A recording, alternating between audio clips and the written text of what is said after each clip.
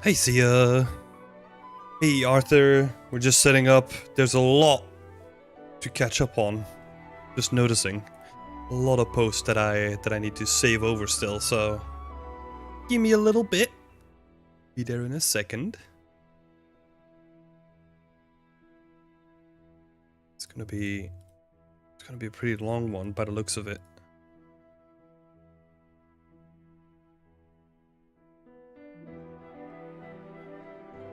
How are you both doing? Well, how is everyone doing?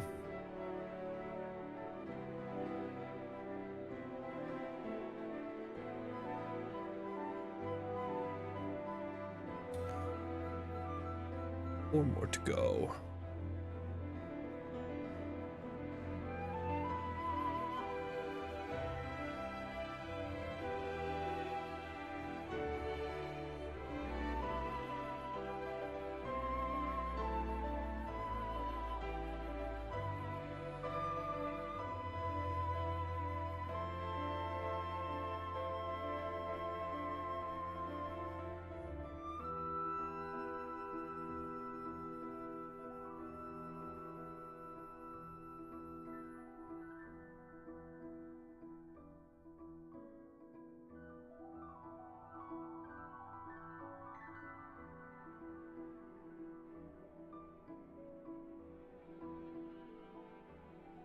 How am I feeling? It's going good. It's going good. It's way better than in the first couple of days of COVID. Can tell you that much. I feel like I'm still not 100% though. I would say I'm about like 85%, so we're getting there. We're getting there.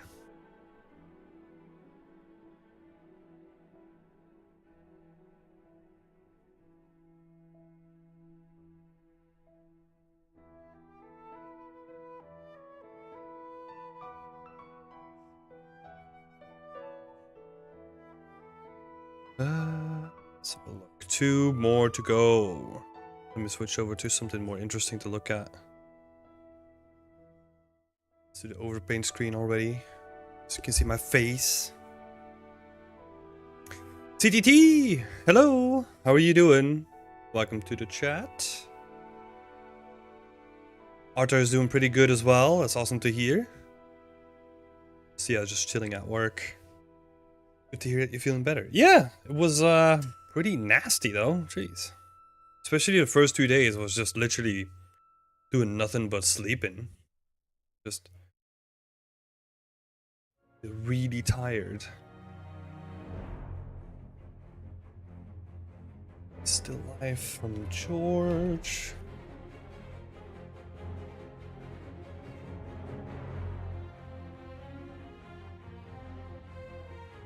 The last one from George as well.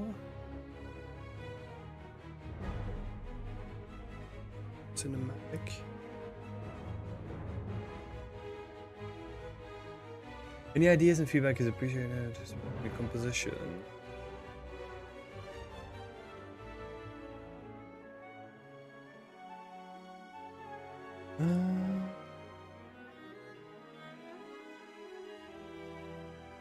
Okay.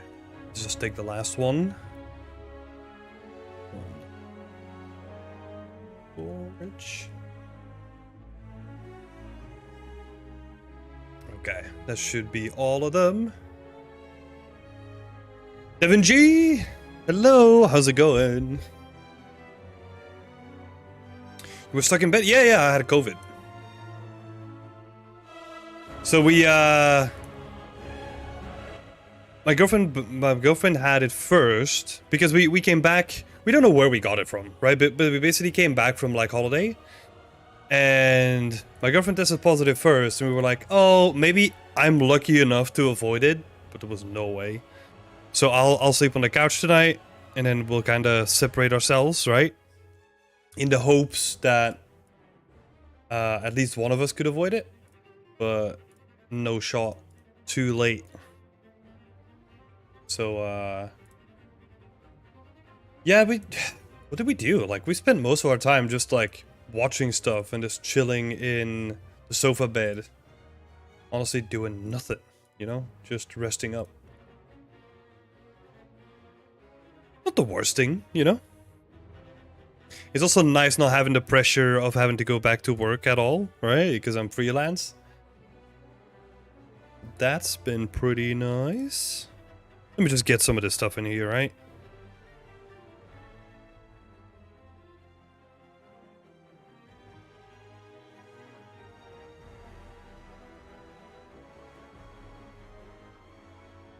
So yeah, it was pretty bad for a couple of days, especially the first couple of days, but then after that, it was fine. It almost feels like a normal flu at this point. You know, it's just a little sore throat and like a little bit of coughing that's just stubbornly sticking around.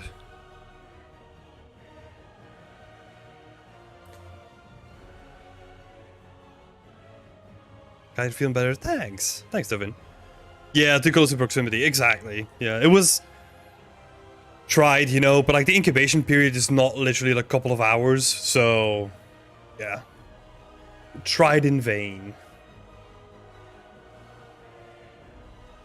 Yeah, I think we got it when we came back from Amsterdam and Belgium.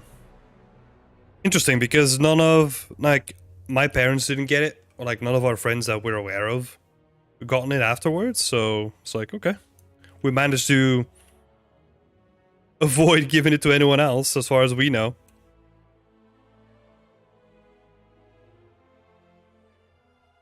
I feel like you can kind of still hear it in my voice, no?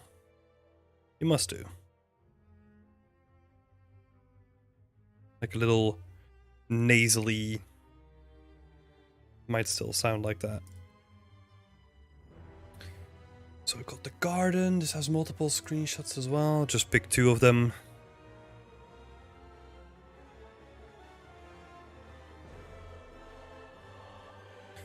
Yeah, so I haven't been doing that much. I've just been catching up on a lot of Beyond Extent stuff, honestly. Like that's been my priority now. It's just 1. This is also 2 pieces. Yeah, how's everyone else doing? How are you doing, Devin? And how are you doing, CTT?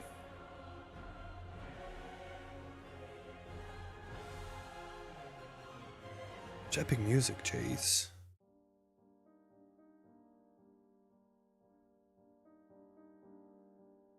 Okay, this is Still Life. This is Hamza.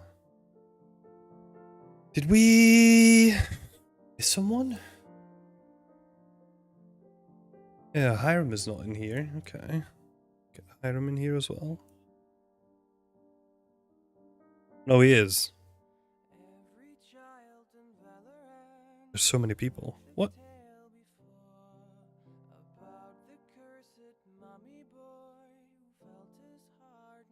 Can't be that many, can it?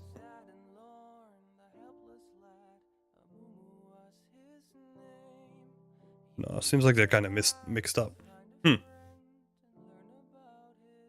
Okay. Time to get into some feedback again. Let's see.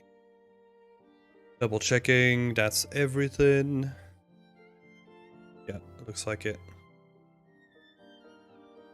I didn't pick one project, I think, because Guy is working on 2 things at the same time, so I'm only gonna look at one.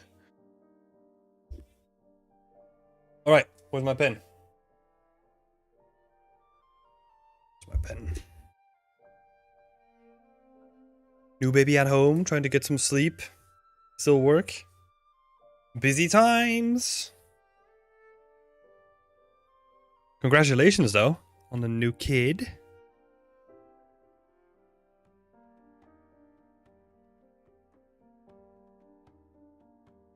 Okay.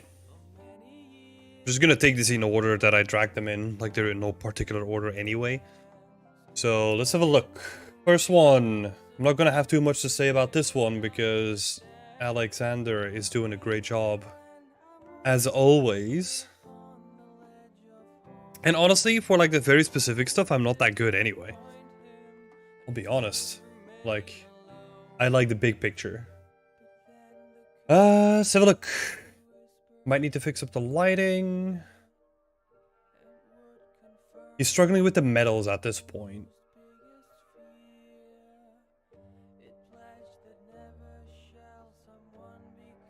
Mostly creating a thread to hold myself accountable, open to all feedback.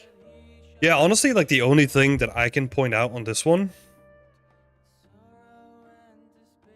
I'm gonna keep it fairly quick anyway, is that obviously the textures are not finished, and it makes some of the details like look very 3D.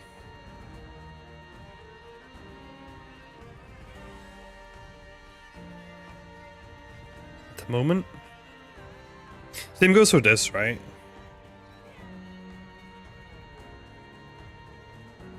This handle feels very 3D at the moment as well. Because it doesn't have any like definition onto it yet.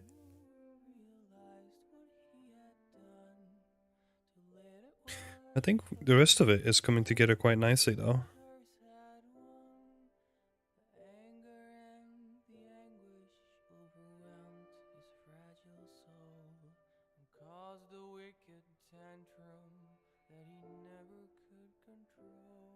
Point to the same thing.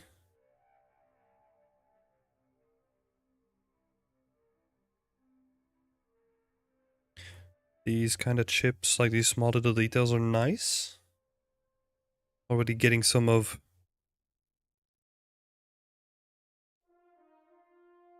the details in. Yeah, that's cool. Like it's not like a traditional layout, right? Because before like keyboards came in, like they used to have like completely different layouts. Because I think they were organized on the traditional, what do I even say it? Like the proximity? They were laid out in a different way than we're kind of used to keyboards these times. So that's why we're looking at this like kind of weird. Well, no, wait, to be honest. Interesting. So this is that like a traditional like QWERTY layout? Yeah. Interesting.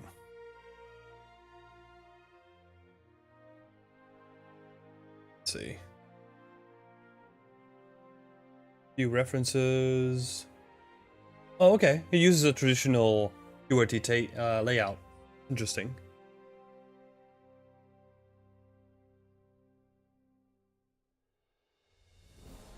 Interesting.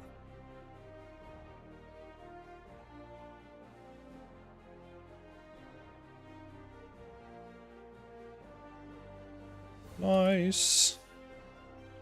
Okay, so the layout is actually no big deal. I thought because with old school typewriters, you used to have like different layouts, right?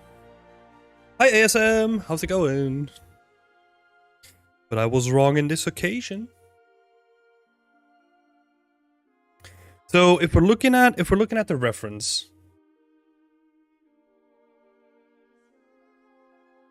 if we are looking at the reference, I got it on a different screen right now because it would get too busy otherwise. Like what is happening is actually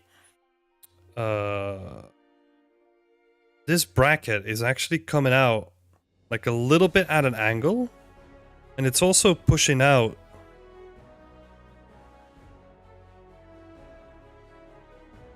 this little section too. So it's actually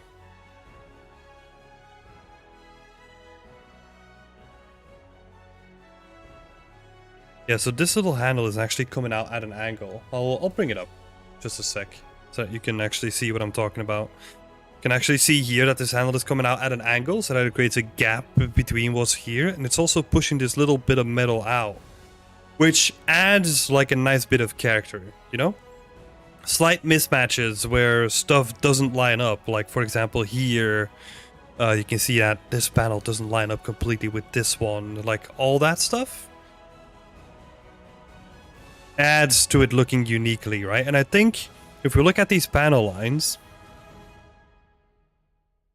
it might line up too perfectly.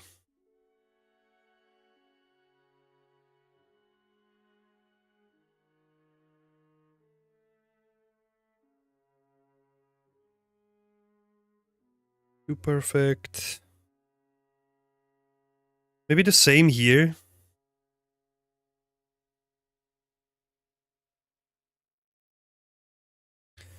Too perfect as well.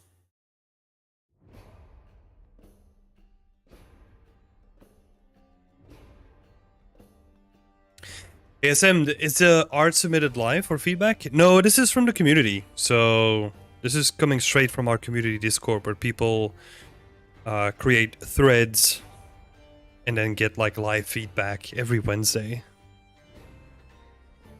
So the same happens here as well, right? Where like the panels, they line up too perfectly and it doesn't have that like old school feel where there's like slight mismatches in the paneling.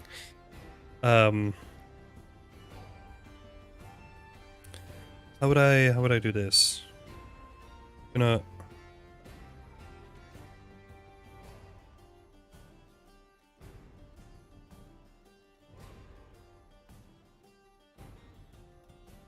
feels very 3D. Same for this one.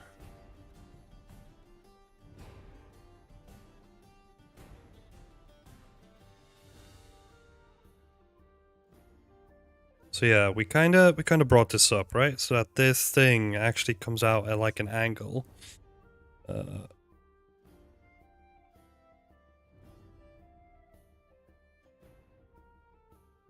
Devil's in the details.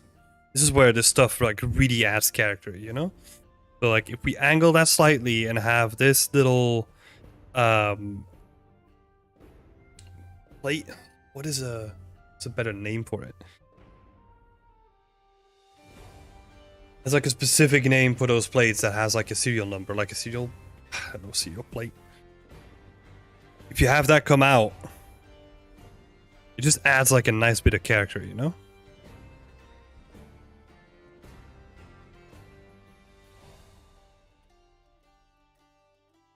So, warp slightly. Oh, hey, Alex, we're just talking about your stuff. We're nearly done though. So, warp slightly, as in ref.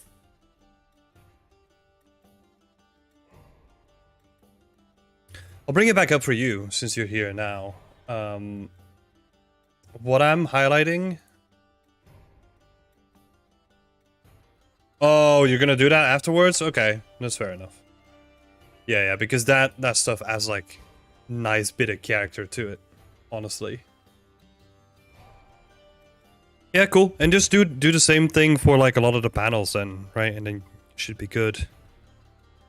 And I'm assuming you're not done with the texturing yet because you're working on like the main body first, right? So I just added like these things that still feel very 3D, but I'm sure you're aware of that. Rest of it is looking nice though. I don't really have the feeling that the metal is off, but honestly, you probably know better than me, right? You've looked at this longer than I did.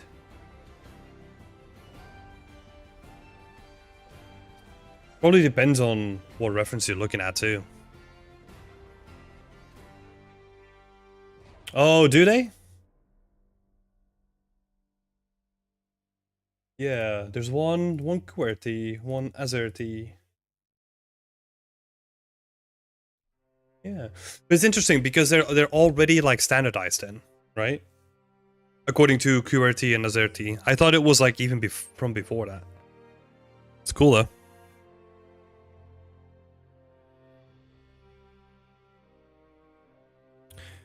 Oh, right. Time to move on to the next one because it's gonna be busy. Yeah, so good luck on that, Alexander. Best of luck.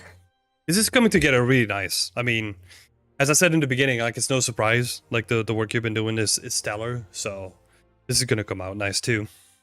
No doubt. Awesome. Next one is George. George is making a short movie. Let's see. A cinematic. And we would love some tips and feedback on the composition, environment, asset layout, and positioning. Hey, Paul! Welcome to the chat. How's it going, buddy?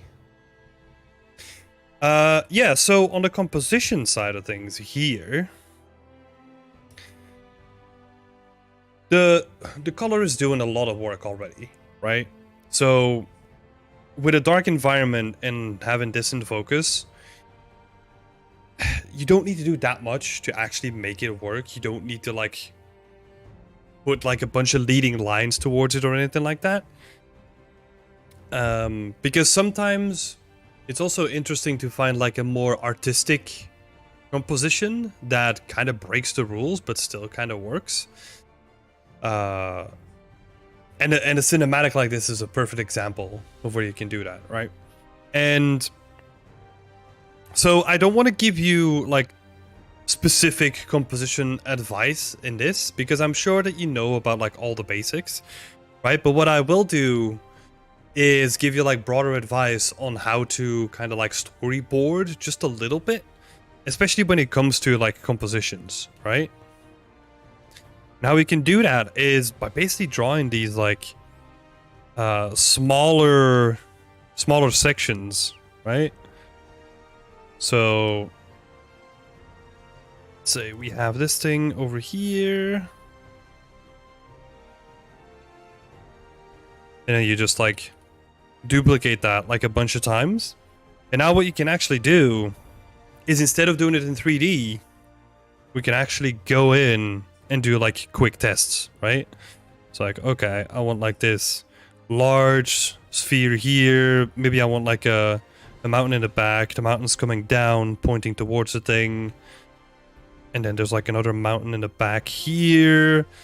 Okay, what can I do with like some other foreground elements then, right?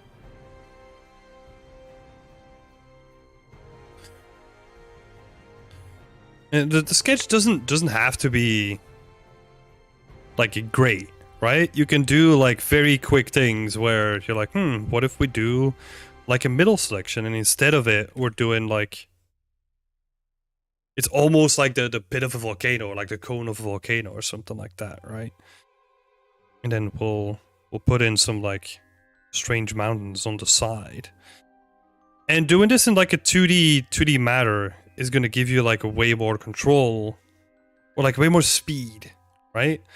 And then you can do like these quick sketches and you can kind of make like a quick sequence out of them and do very early exploration of what like the full sequence might look like without having to spend like a whole bunch of time in 3D, right? It can give you like a solid base.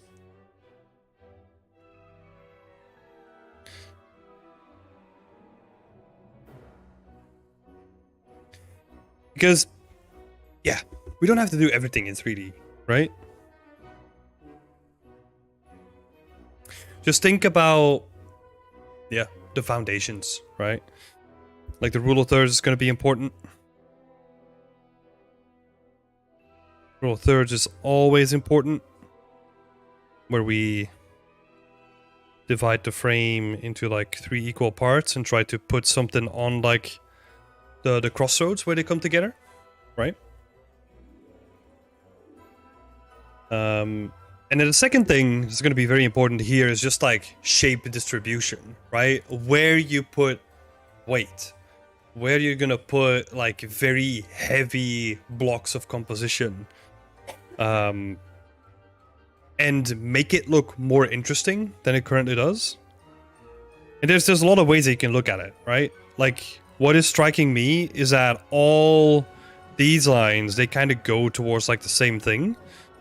And maybe it would be nice to kind of break that up and introduce like a diagonal shape somehow, right? With like a rock formation going the other way. So that it becomes like a more interesting frame. It depends on what you want to do with it, right? Experiment. Try as much as stuff in 2D before moving on to 3D. That's what I would say. No worries. No worries, Alexander. Happy to help.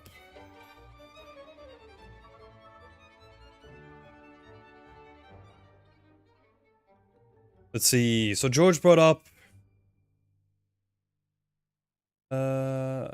layers of mountains. Yeah, that could also work. Layering also helps with depth, right? But again, it's you gotta see everything as like a tool in your tool set, right? Because you could also strip away layers to have a more shallow image that doesn't have as much depth, so that you're focusing more on like the immediate and the foreground of things, right? You could also use that. And it could you almost have to always think about like the feeling that you're trying to convey, rather than just looking at it in like raw compositional terms. Try to focus more on the artistic and the emotion that you want to convey.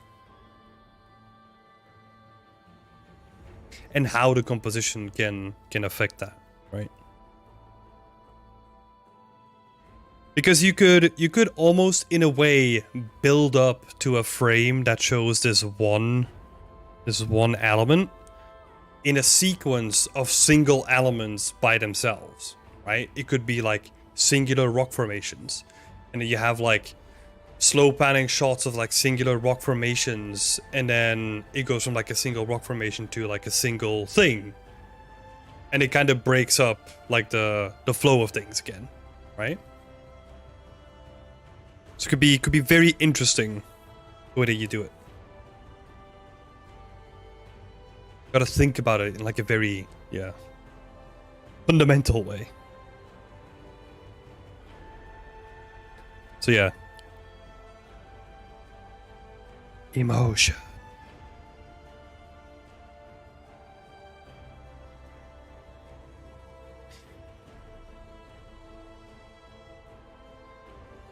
Just try to keep that in mind as you're building stuff.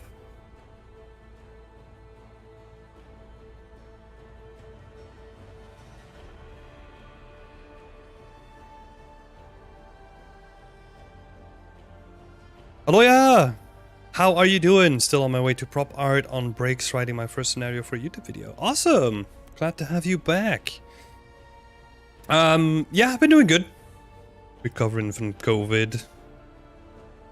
And back for some Work in Progress Wednesday, you know? Save this out. Alright, next up, Paula Maria. Paula has this old high poly tang that she's working on. Planning to use layered materials with tileable textures and custom RGB masks or vertex colors for my next environment in UE5. This is workflow I decided on reworking a high poly tank I did a year ago. Would be thankful for feedback on the mission, the overall workflow. Would it be worth spending more geo using nanite to get proper vertex bake done, or is it more performant to use low resolution texture masks instead? It's very simple. If you're trying to go for like optimized, like well, it's not very simple actually, but like in a traditional rendering way that applies to more than just Unreal Engine, the RGB masking is going to be more applicable and more usable because other engines don't have something like nanite, right? That's a simple thing. So if you're trying to show off that you can make something that's usable and user-friendly for other engines as well, nanite is probably the way to go. Not nanite, but like the RGB masking, right? Like low texture resolution RGB masking. The thing that makes nanite so what I say it like performant is because you're not relying on the same amount of texture sets anymore, because you don't need a normal map because you can put all that information inside of geometry right now, right? So that means we don't necessarily need normal maps. We can use like very generic ways of like texturing, right? Like using the geo, like with vertex color bakes or anything like that, to then replicate like the roughness, should we want to. But let's see. I'm trying to see what you're trying to do here, right? So this is just a test. You're not doing the high poly kind of thing.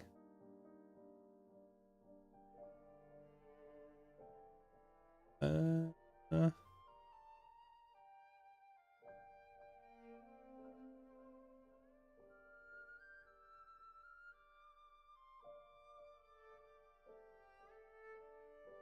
mean, targeting mid poly. Oh, okay. It's good that you're here. I'm just reading through all of it, right? So the next step would be to set up a shader in Unreal Engine 5 for material layers and create the tileable textures plus RGB mask. Yeah, you can achieve a lot with this system, right? Especially for something that is going to benefit from just like a bunch of generic layers like dirt and rust and whatever. So you can definitely do a lot of it with that.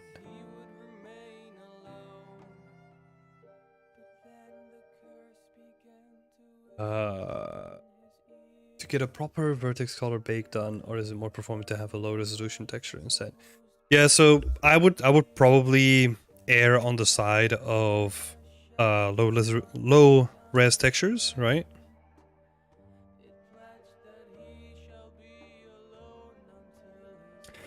Well, no, you know what? So let's take a step back. Let's think about the two things, right? So what is the more intensive when it comes to workflow wise? It's probably going to be the RGB masks, right? Because you have to take that to Substance Painter and then do your stuff in there. Compared to a vertex color bake, which you could technically do in Unreal Engine. Why not do a comparison for yourself and show people that you've done the research in figuring out which one is the more performant, right? And then you can do like a whole breakdown yourself and say like, okay, look, this one is more performant. Because performance is not just like one factor, right? There's multiple ways of looking at performance, and that's why I'm struggling to explain all of this. Because there is render performance, right? So with render performance, I'm talking about like how costly it is to render something on screen. And the more you put into the shader, so let's say you do like a whole bunch of layers and you add that in like as a material layer, that's going to be like a more expensive shader.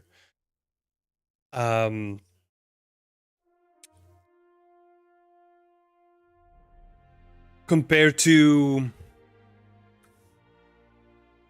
if you're doing like a stereotypical like high to low poly bake, right? And you just bake that into the textures and you don't have to do like any sort of shader setup anymore.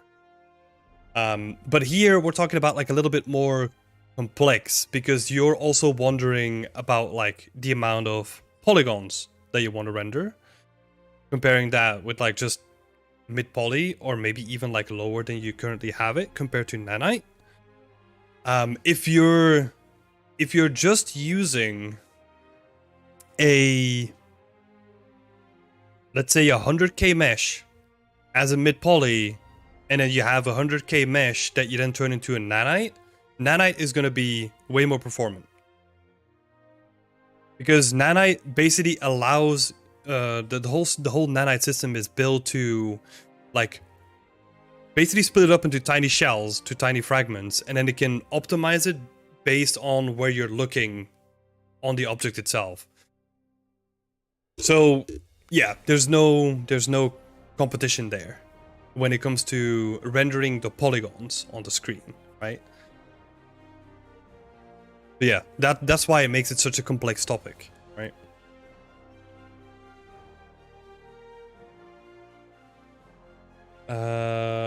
Yeah, I think the overall workflow is pretty good, right? Like RGB masking is used in game engines. With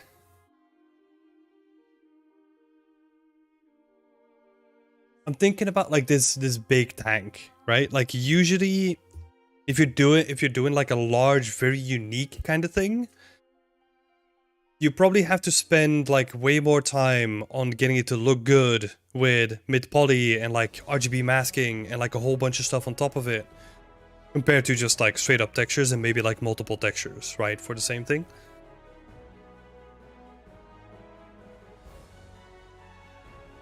But yeah, then yeah, it's tricky, you know? Like I can keep going back and forth basically. But I think if you want to show off that this is what you're interested in, right? Yeah, I think testing both workflows is what you could do. And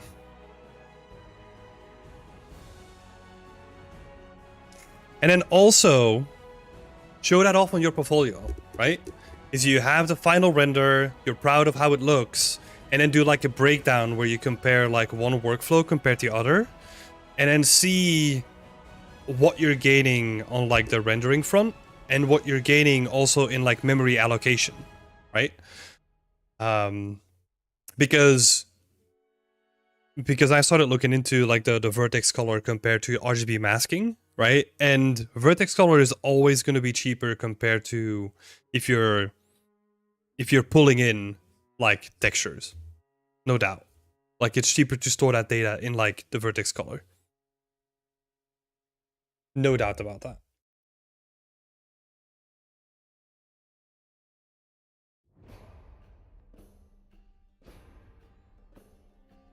So yeah, there's both and show it off.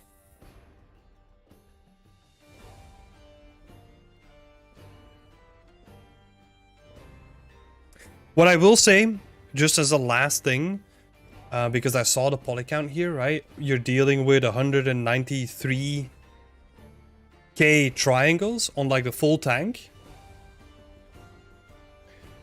Find a way to optimize that if you're doing a non-nanite version to do it justice, right? To compare them to like accurately.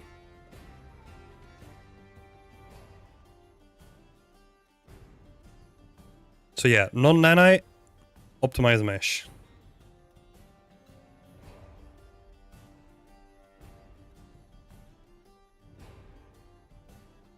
Optimize the mesh more. Gonna be tricky, that one.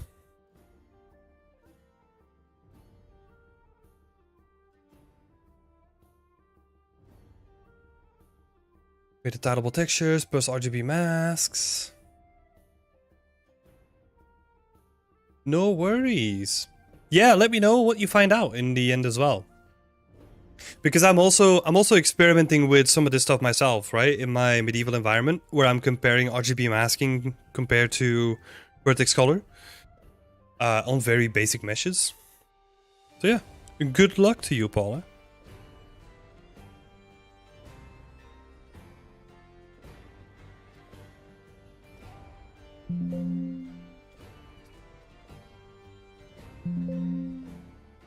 Hello? Oh, did I crash it? No, okay.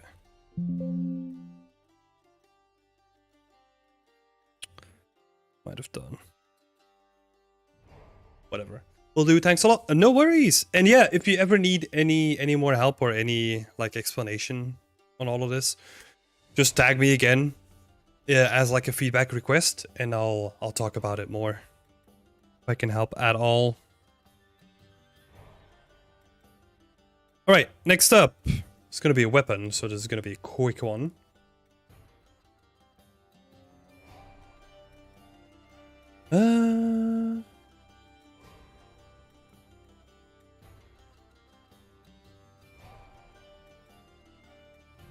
Yeah, I think... Hey, Angelo! How's it going? That's awesome. Happy to have you here, buddy.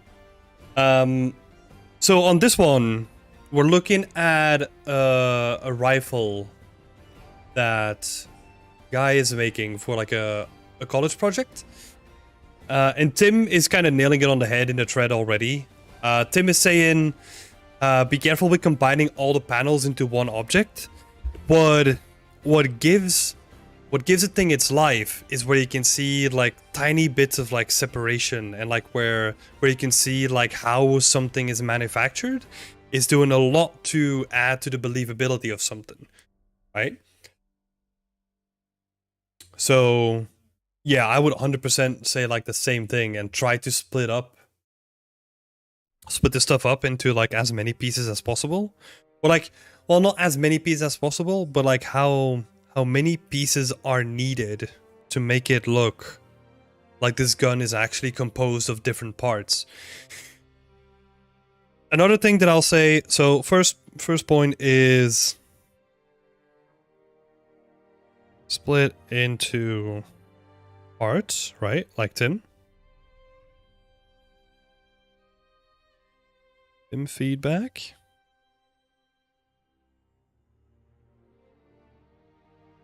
And then number 2 is base designs on real life stuff.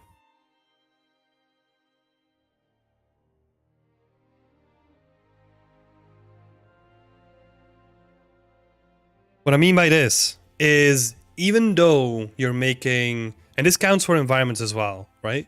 Even though you're making like something fully sci-fi, fully fantasy or whatever, you still need to be able to ground it into reality at some point. Because as an artist, you're always trying to like sell something to people, right? Like, we are sellers of visuals in games. That's what we're doing. So the more outlandish we make something, the less what's the word for it? Like the less sellable, or like the less believable, the less realistic, or like yeah, I guess immersive, right? Like where people believe that this is like a real gun, like the believability of it goes down by the more fantasy we add to it. So what we actually need to do is we always need to ground that into reality some way or another. And that's where like these two things, they basically combine together into like making it more believable. Like split it into things, split it into parts, think about how something is manufactured, and then also think about like, okay, if you're making this based on a concept, right? The concept is in the back. What was the base inspiration from that concept? What is the gun that this is based on, right? And you're working with like a sling action, or I'm not good with weapons, so whatever, right? But look at like a Winchester gun, right? That has the same sort of mechanism, and see how that mechanism like goes into the gun and what that mechanism is doing, and try to replicate what that is doing just with different shapes and with a different shape language. Right? But the core should still be there. So, yeah.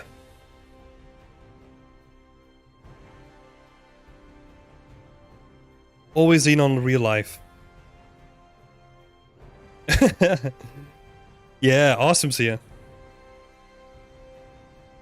Well, honestly, this is such foundational knowledge, right? Because people, including myself, right? When I was a student, I thought that real life stuff was boring as hell, right? And that the cool stuff that we see, like if we look at Avatar, right? Like if we look at those floating mountains and blah, blah, blah, that's actually based on like a real mountain range in China, where they have like these freaking giant pillars. They're not floating, right? But all they did is like, we take those shapes, we take what they look like, and we'll just cut off the bottom, we'll hang some vines from them, and that's what we'll have as like a unique visual identity for this thing. And it's literally just like real life, just with like the bottom cut out of it, right? It's not even that far-fetched. But that's also what makes it believable, right? Even though we imagine this thing to be so outlandish that it would never exist on Earth, but it's an actual mountain range. So it's always cool. Like we can do the same thing here, right? There's gonna be crazy weapon designs out there, and yeah, you can learn a lot from that. Just always, what I try to do is, if I love something, like if I love Cyberpunk, for example, right? I'll look at the original inspirations so that I can get closer to the core of what they used as their inspiration, right? And you'll learn a ton of stuff out of that little rabbit hole. So yeah, always lean on a real life. Chatty on fire. Just found this channel pretty cool. Hey, thank you so much. So yeah, lean on real life. The shape itself is pretty cool, you know? Like, try and do a little bit more with the silhouette. Like, try and add like a little bit of character to it, even though you're taking it from a concept, right? So like, bump in the stock a little bit. And maybe try to push some shapes a little bit more.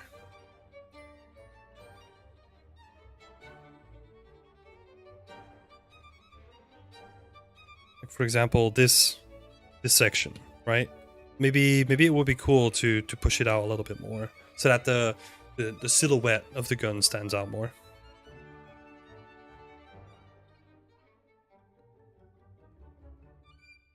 So yeah, I'll add that as number 3. Push shapes.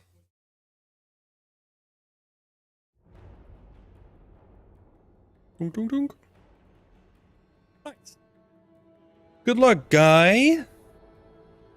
Such a generic name.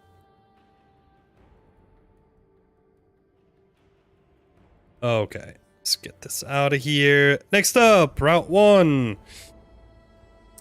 So I kinda gave you like a little bit of feedback already in the community, right?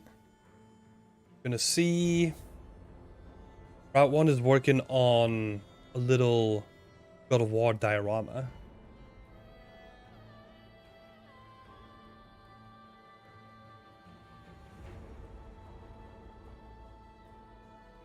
Let's see, which one is the latest one that I added? Oh, I think it's this one. Okay. So I'll give you like a couple of quick bits of feedback, right?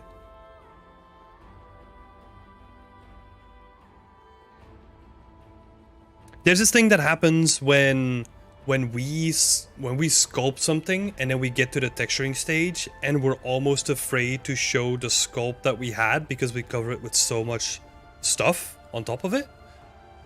Let me see if that's actually the case here, right?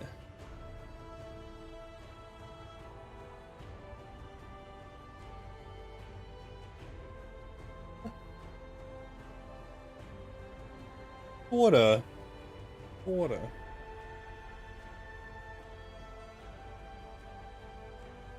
yeah, it's a long way of saying like it does feel.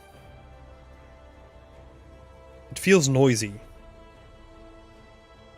Right? Like the wood doesn't read as wood just yet. Or not the wood that you're going for, I guess. Like it's very, very kind of generic looking wood. Compared to, I mean, it's very small here. But look at how full of character like the wood that they have is. And this wood is just a tileable, right? Like this is a trim sheet or a tileable. This is not like uniquely sculpted. So what I kind of want to see here is, and I know we're comparing it to God of War, right? But you have more technical headroom to make your stuff look better than what their stuff looks, right? So take a step back and look at what you're actually seeing here. Look at how distinct these certain sections are, where stuff has been spilled on the table and you can definitely see that because the wood feels wet, right? And it uplifts like the whole table because it adds contrast to the texture itself. So think about how you're doing that and what your approach to it is. And then also, that's probably point 2, right?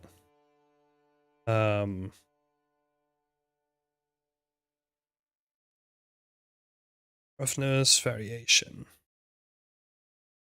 I know that is difficult here because the lighting is not doing it any justice at all, right?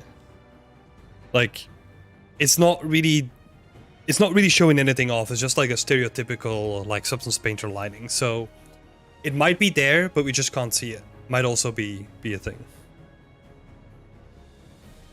So I'm gonna just add that here. Not visible? Question mark. Maybe that's the issue.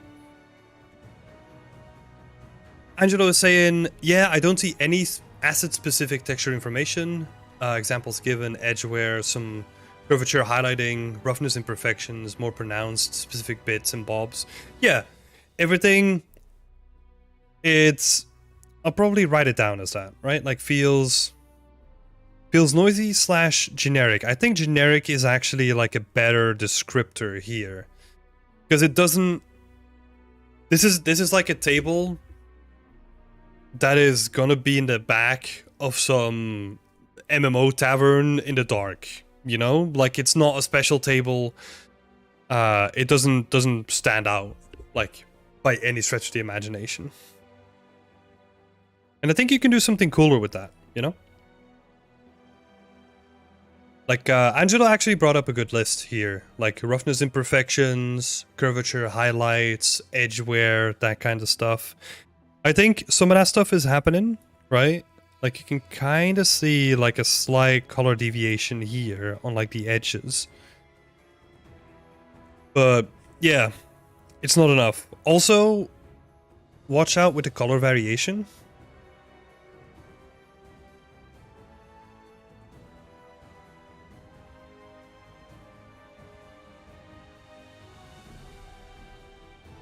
Because there's multiple ways of doing that, right? And I think the base color variation right now is actually a bit too much. You might have to tone that down just a little bit. And then reintroduce color variation with colors that you wouldn't necessarily think about, like purples and greens and all that stuff, as like a slight layer on top of it. This is actually something that I learned, or kind of forgot from like ages ago, but like relearned when we had our latest workshop. With Antoine Dejean. Did a good job of highlighting that again. Where you just add in like a noise almost, right? Like a weirdly colored noise that will tie everything together. And add like a bit more color to it. Color variation.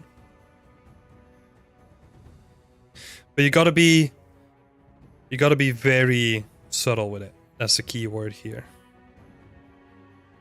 If you want to make something look good, you do that with like having loads of layers, like loads of subtle texture layers.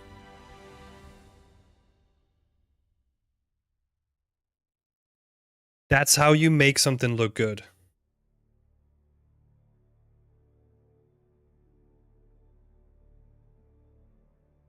That's how you win.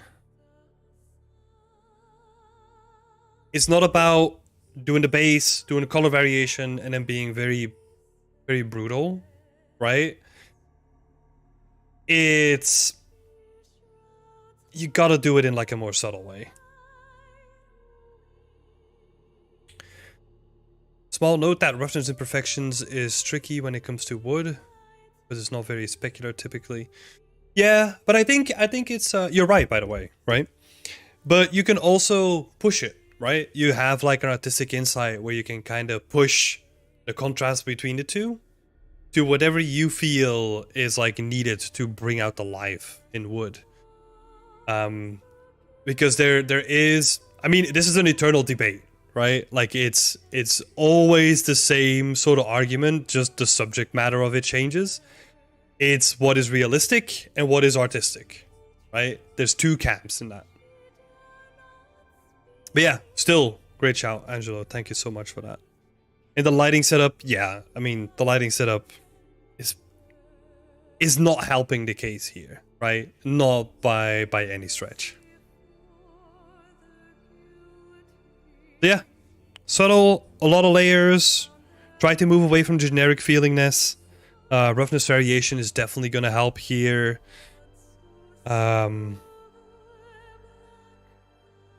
yeah, look at other references, right? what does a real life, like, hand carved table look like? Again, it's going back to what we brought up earlier, right? Where did God of War go for their inspiration and their references? That's what you need to figure out.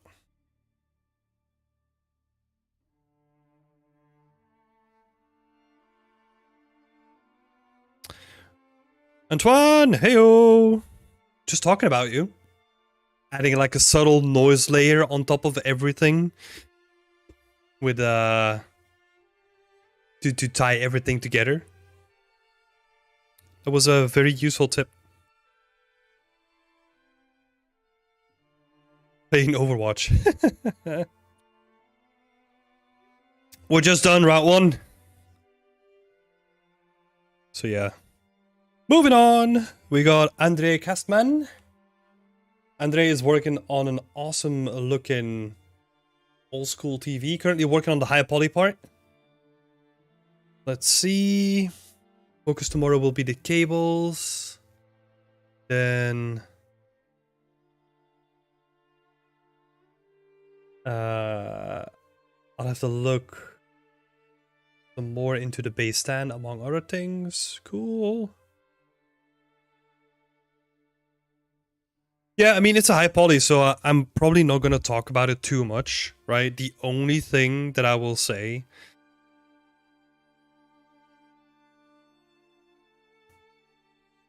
Or the main thing that I will say here is...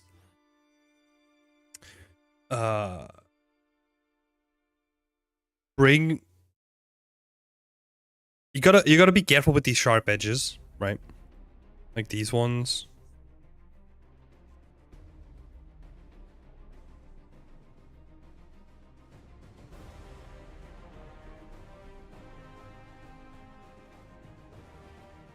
These sharp edges are dangerous. I think honestly, you still just need to do that one because all the rest has like bevels on it. But that's the main thing that I want to point out, right? Same here. Sharp edges. That's not gonna look good when you're gonna bake it down, so everything kind of needs to have like a bevel to it. So that you get like those nice little normal bits of information.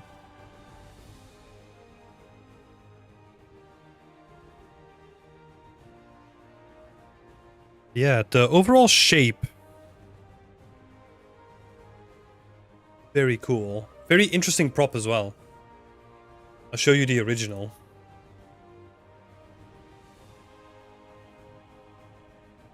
Very interesting looking prop. So great choice on that.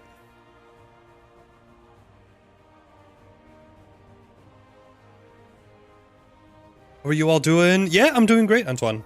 I just had just recovering from COVID, but feeling way better already. I think you can tell, right? Or else I wouldn't be here. But yeah, doing great.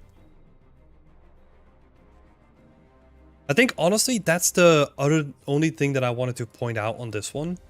The rest of it, like Andre has like a lot more. Like I'll bring up like the Discord, right? Has like a bunch more images that we can look at. But it's all just kind of the same stuff, right? Like in a very good way. It's very consistent. Bunch of really interesting looking details.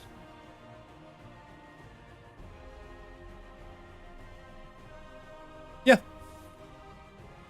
So great job. Just watch out for the sharp edges because those won't bake nice. That's all. Won't bake nice. Oh. Sad smiley to emphasize the pain of bad bakes.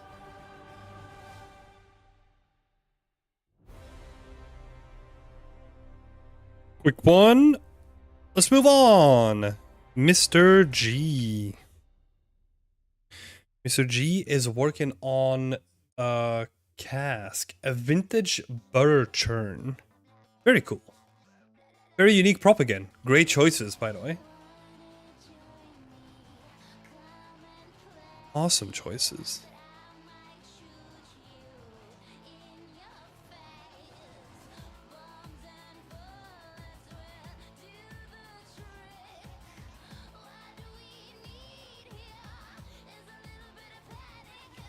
You currently working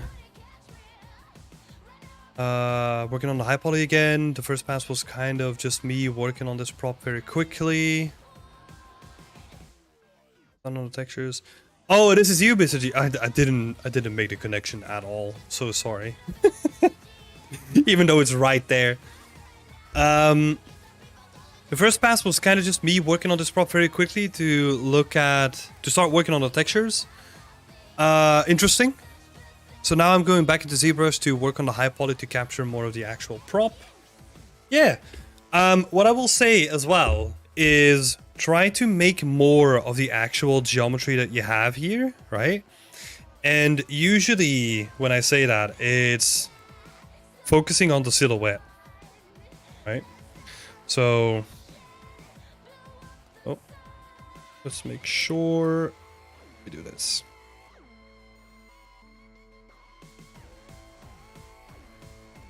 Oh my god, how do I spell silhouette? Silhouette is key!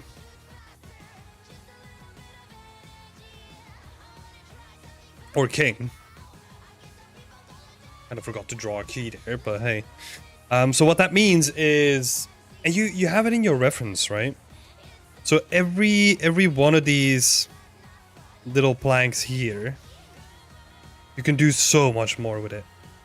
What you can do is have one of them come out, right? And then have the other one just not come out again, and then do like another one here. And it, with such a simple thing, it adds so much character. That's so much character already. Right? And you can kind of apply that to like both sides as well. You could even have where things have been constructed together, right? You can do the same thing as well. Where these are two separate sections, right? Don't make them straight. Kind of have something where... Because this doesn't need to be like a tight seal, right? Because that's just the top lid of it. Do something where like one of the angles where one of the corners has been broken, and then don't have this one flush with the other one again. Right? This one can be here, and then maybe there's like a little bit of a cut here. It depends how much you want to do, right?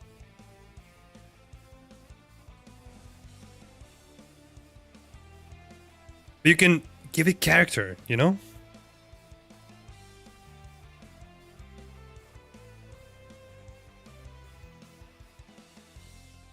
All that stuff, like, adds so much character to a prop. It's gonna make it look so much better. You can do that everywhere, right?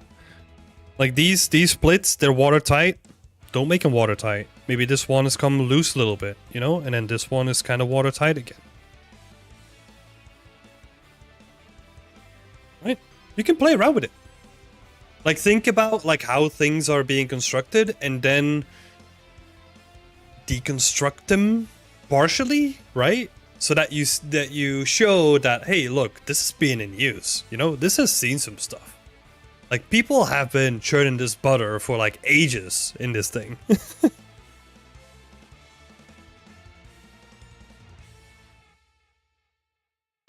And then yeah, you can do so much with the wood, right?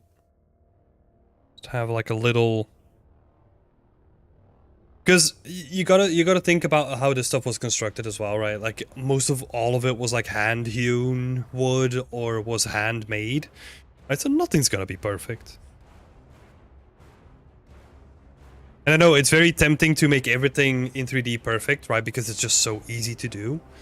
But that's actually the hardest thing for us 3D artists, is to get away from that again. and to actually add character into something that is so easy to make look lifeless.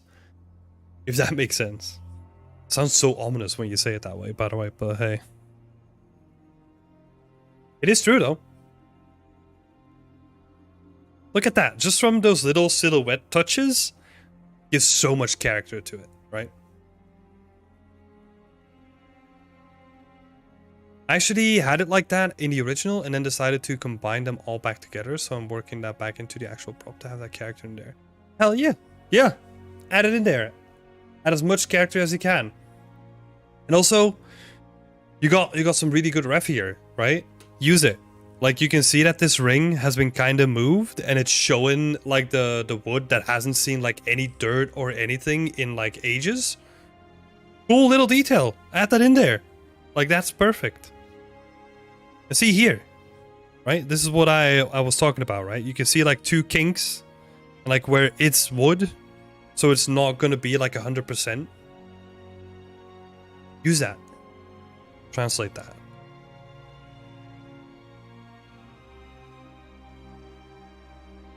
Because yeah, that's gonna add so much, you know? Just like occasionally just pushing one of these out. It's gonna look so good, man. So good.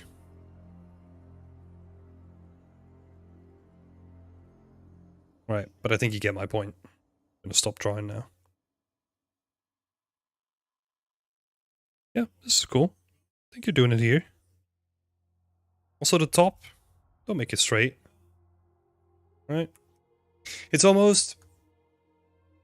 I can always look at it next week. We're doing this on a weekly basis, right? So we can check it out next week. But one of the things that because I'm working a lot with wood right now, right? I'm making a medieval scene. One of the things that I keep in mind a lot is nothing is straight.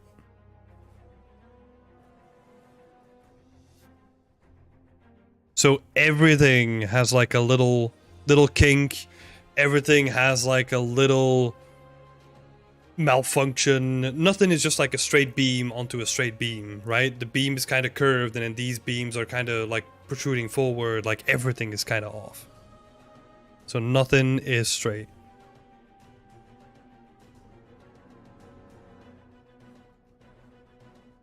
Yeah, cool though. I think the reference is good. Honestly, you got some great looking ref. And that's... I know it sounds so silly, but like finding good ref is like almost half of the battle. Yeah. Great job, Devin. Keep it up, buddy. And I'll see you next week then.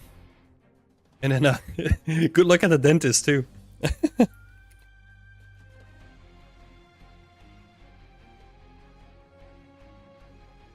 Next up, we got a group project. Let me see if I can bring up the names of this project.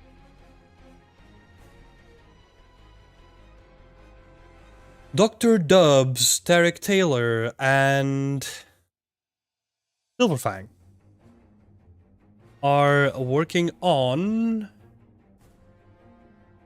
it's a 2-month project with the 3 of them. And this is the latest update that they've added. No specific request for... Hold on, last time... Right, like last time they were asking for feedback on proportions of the blockout. And advice on how to go about recreating multiple kinds of brick in the environment. Let's actually... bring this up. Okay. Yeah. Cool. Yeah, no, we can definitely talk about that. Like recreating the different bricks. I know it's like quite a while later already, right? But actually, you don't need to recreate all of them in like a single texture, right? What you could technically do is you could just recolor one of them once you have it, right? Because usually all you want is just like a a hue slider, right? Or you just want like a different sort of lightness or a different sort of look. So you could do it that way. So let me actually make some notes, all right? So, oh shit. No!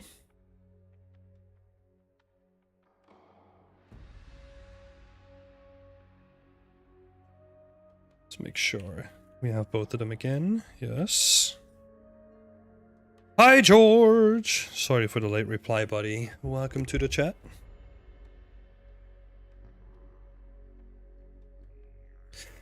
Okay, so when it comes to bricks, right? You can color change in engine.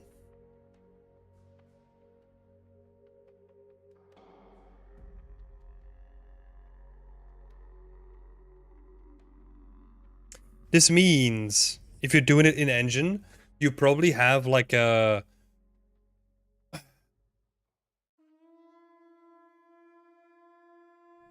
Well, it depends on how elaborate you want, right? Because I would say let's start out with a white base color, kind of like you have here, right? And then what you can do then is there's multiple ways that you can do this. You can use a black and white mask to then color those different colors with like a simple color, right? So what that will give you is you have one shade of red that's going to be colored different intensities of red based on the black and white mask that you feed it, right? Because you just multiply that on top of it. That's a simple way of doing it. But what you can also do is, and this is more advanced, this is actually something that Cairo Goodbrand shows off on his ArtStation, I think, where you can use a curve, a color curve, to do that coloring for you. So instead of taking a simple, like a single color, right? So I'm gonna make a note here. So simple color, multiply, right? So that's the first approach that we just talked about. The second one is using curves. And what curves like allow you to do, you kind of have to see it as a gradient. What's the name again? Like a gradient map inside of Substance Designer, where it will assign different colors based on how white or black a value is. So what that means is you can give it a gradient that goes from like all the colors in like the rainbow, right? And it will assign those colors based on where it is on that gradient from white to black. So let's say we have our gradient, right? So this is white, this is black. And what it will actually do is it will map the other curve or the other gradient on top of this one. So where it's white, it will say, let's say it will assign blue. Where it's black, it will assign orange. But you can also assign like multiple colors in the middle, right? So this is green, this is purple, and red, right? So you can see that like a 10% white is going to translate to green. And let's say roughly 50%. Roughly 50% is going to be purple, right? So you can kind of see where this is going. It allows you to quickly reassign values because you can just, I can just swap this curve out for like a different one or adjust this curve and I get like a completely new set of colors. I'll see if I can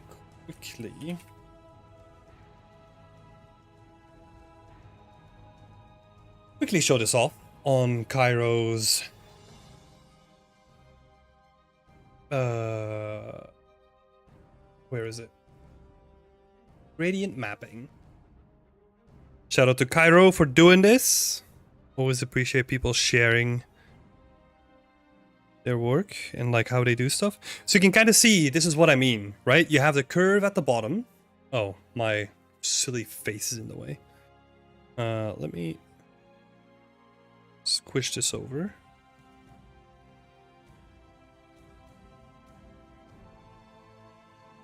Whoop.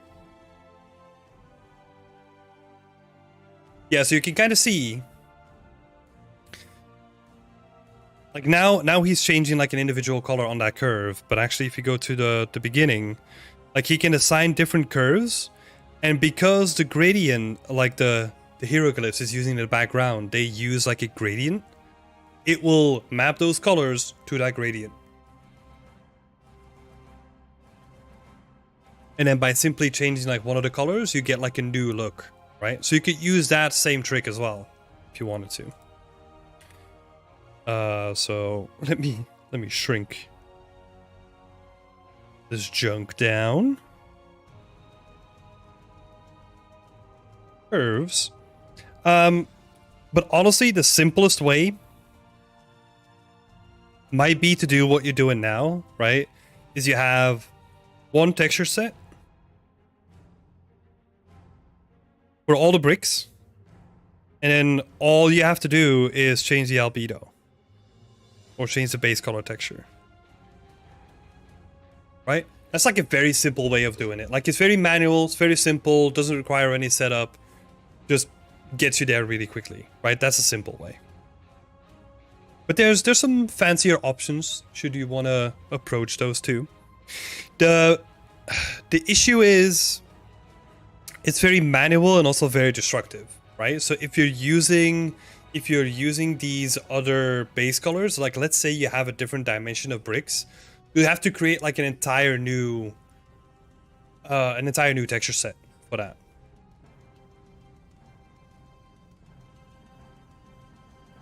Where well, you kind of have to do that with the other one as well. Heyo, Antonio.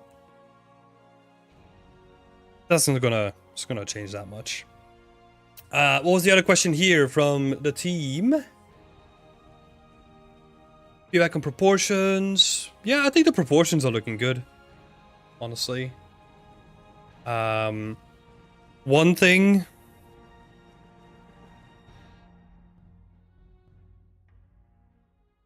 that you have to keep in mind is think about the foundational pieces, the foundational elements of a house, right? And this is going to sound so stupid, but you need to think about that.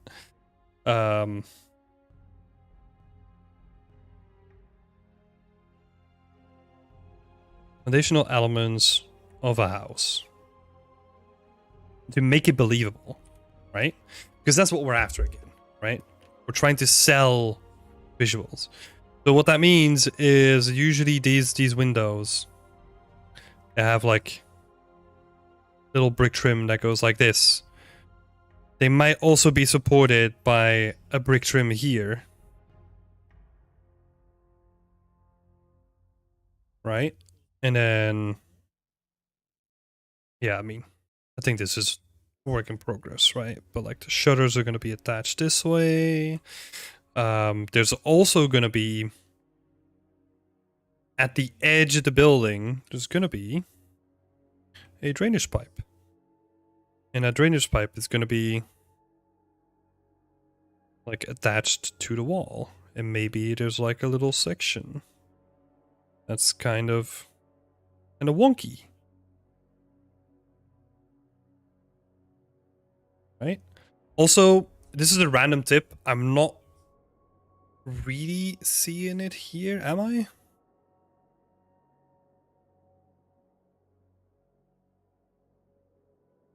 Let's have a look. Guess it's hard to define, right? So take this. So they're roughly the same size. What happens in buildings is that usually the bottom floor is slightly taller than the floors above it. That's just like a random tip. So just gonna write that here, bottom floor.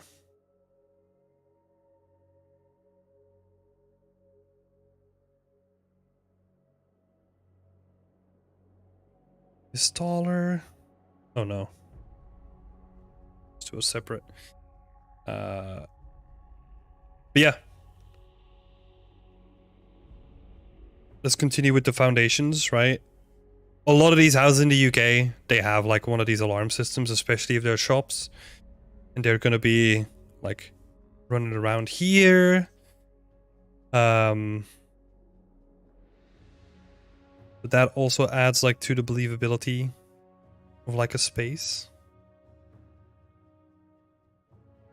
Right? And then they usually also have a trim at the bottom too.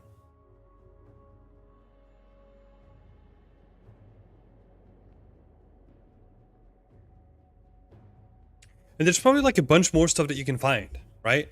But like all these tiny little details, they're gonna make the whole thing like more believable. Like there's probably gonna be like a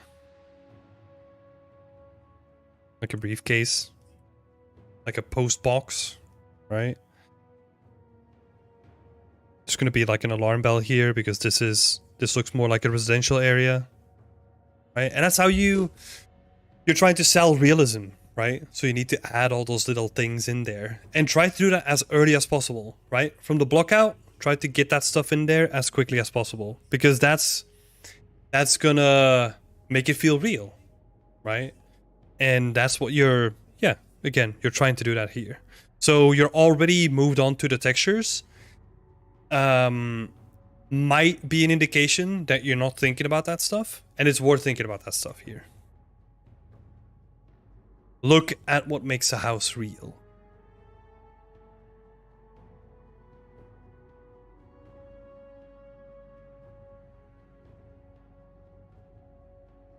It's such a silly thing, huh?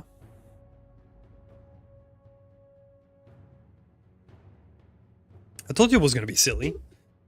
Like that question, what makes a house real? But there's so many things that we don't even think about that are so subconscious and so trained in our brain that we just see every day that we completely just forget about it.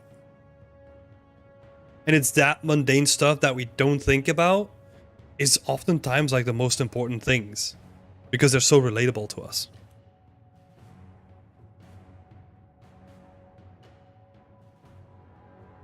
So yeah.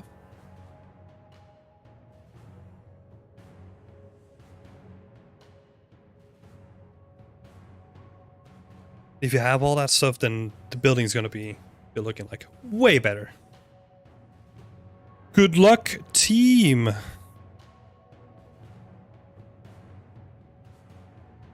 Yeah, do the same thing here as well, right? Like a little board on the bottom. Then usually when this kind of stuff happens, there's usually like some sort of a transition.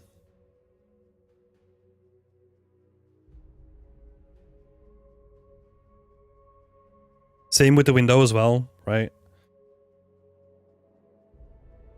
That's gonna be a windowsill in this case.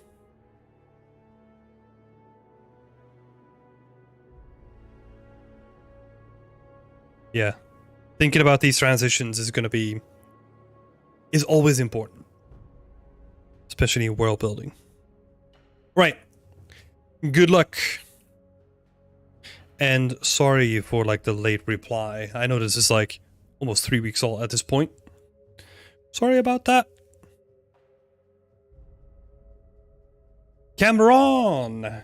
Let's have a look. Cameron is working on our solo challenge this time around, making a Japanese dagger. And any feedback is great, especially with proportions of the models. Kind of tricky if we don't know what you're making, right? So Gav was saying that Japanese daggers is usually something like a tanto, right? I know nothing about like any sort of weapon, really. Yeah, if we look at that, then Gav is saying like 30 centimeters.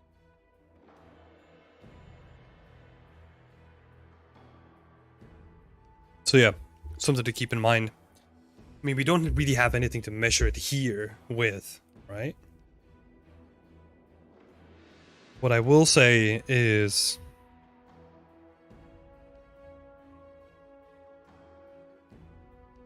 this empty space looks weird.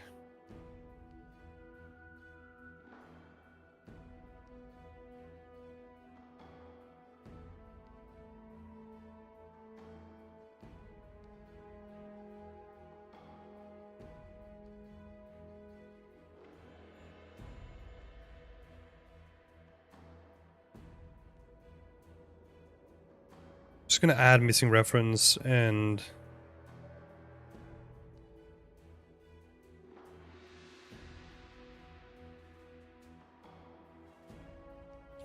because honestly, there's not much that we can do apart from having reference, right, at this point.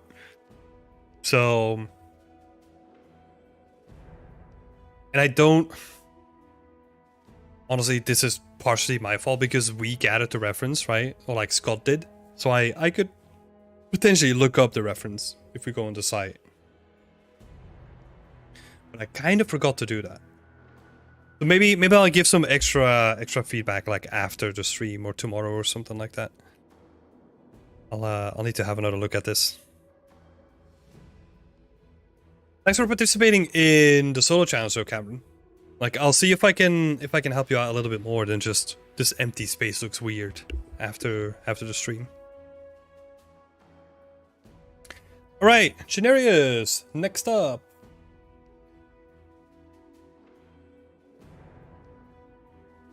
Main reference is this cute thing right here. It's awesome. It's an awesome concept to go for, honestly. Lots of character, lots of cool stuff that you can do with it. Very characterful. So great choice on... Great choice on just like the subject matter. And also great execution too. There's not too much that I'm gonna add here. Right? Because the main thing, because I was looking at the first post, right? And the first post kind of felt a little bit flatter. But I think you're doing a great job on this one where you're like highlighting the actual things a little bit more. So that's already like a great job.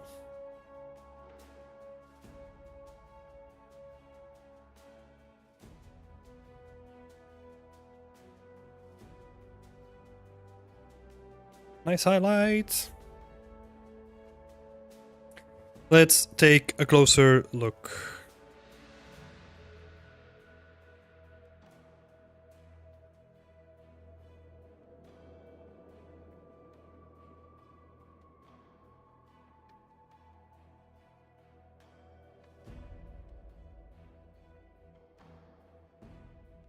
Yeah, this is cool. And this is kind of like a good example of what we've been talking about a lot today, right? Is where nothing is straight, like everything kind of is a little bit janky and kind of has like a bit of a worn edge to it. It's a great example of how to add character to something.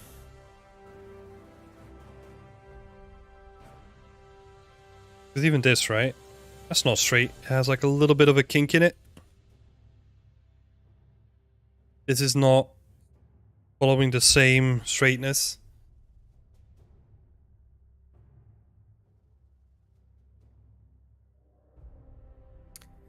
Oh, about 4 Ordinarius.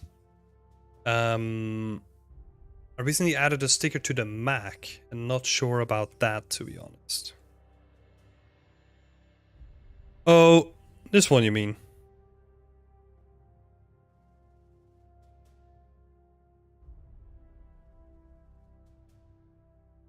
Yeah, right. I don't mind it. I mean, look, I don't, wait, hold on, before I say that.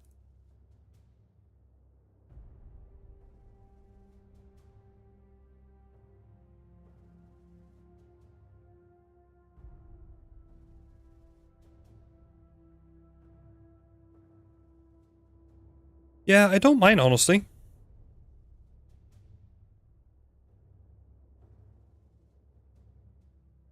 What was your concern? You can't really see it? It kind of gets lost in the resolution? I don't think so.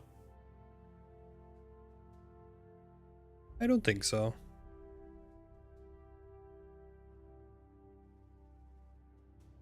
Yeah, doing a good job. Just doing a good job of also just making everything like sort of peeled and like sort of stained and damaged, you know? Like, good job on it. I like what you did with the lighting as well. Way better than the previous one. Yeah, honestly, like, don't really have too much to add here. Great job.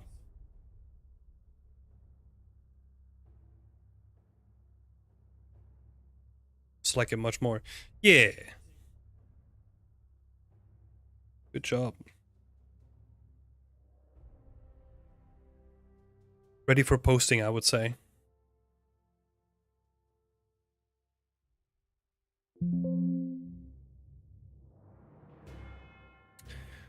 Alright.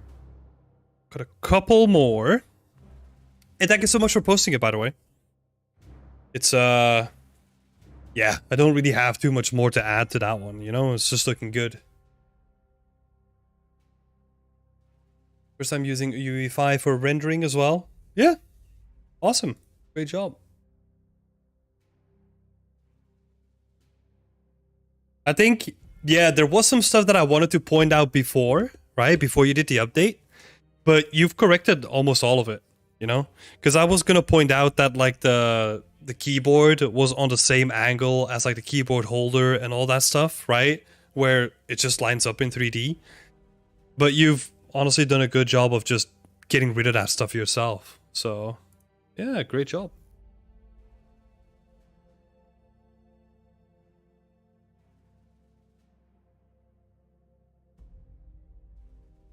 Awesome. I'm gonna be right back. I'm gonna grab a glass of water. So give me just a second.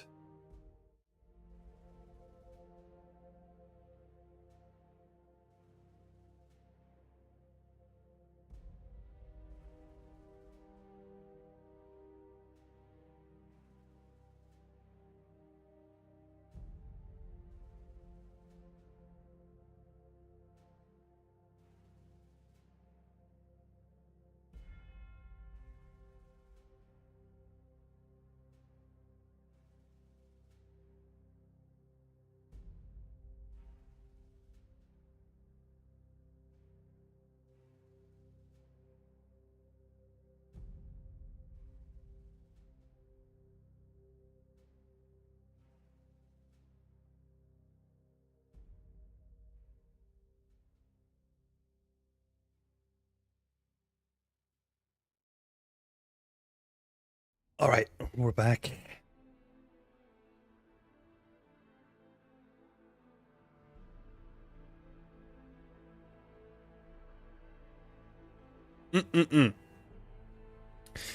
Right, where were we? George!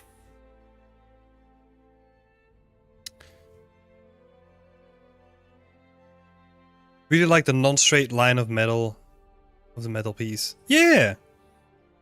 Yeah, that's what we've been saying, right? Like all those little kinks and divots and like those little things, they add a lot of character. And it doesn't take too much, right? Because you could even have like the thing fully textured, fully done, and then just add a cut, push it in just a little bit. That's all you need. Like a tiny bit of work.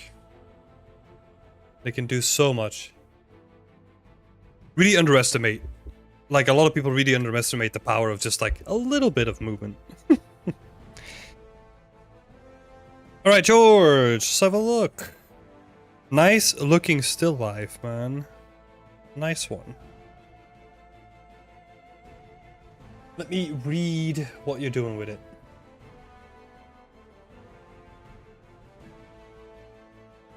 Feedback on either lighting or composition.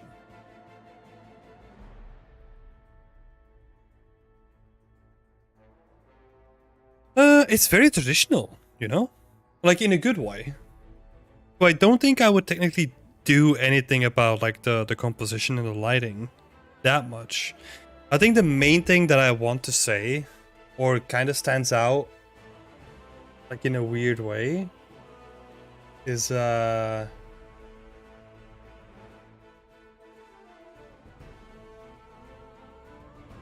you got multiple ones. Okay. I didn't take those ones. I just have the main one here. But the main thing that I want to bring up is just this flower here. Like, it has a bit too much emissive or a bit too much like subsurface.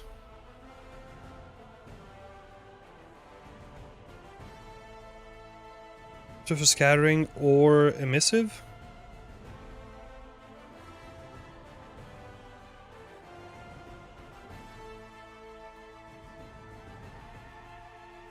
Bit too saturated. It's almost like it's given off light. Right? It's almost like the subsurface scattering is just turned up like a bit too much, where it doesn't feel like it's a realistic flower. It's almost like well, might be wrong. Maybe this specific flower is so delicate that's where it's coming from, right? But it almost feels more like a piece of silk, like a very fine piece of fabric. For my comparison, it's almost like it's given off light. That makes sense. But the rest of it's looking really good though.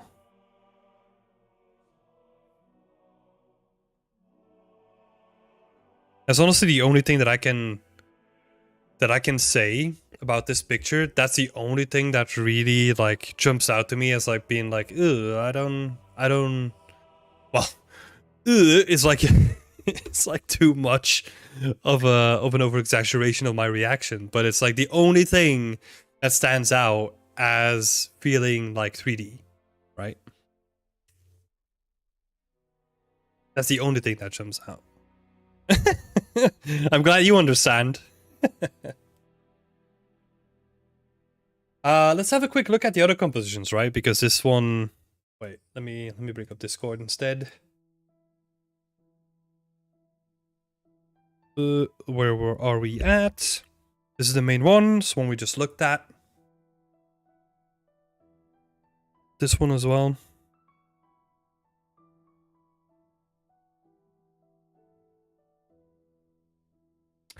Yeah.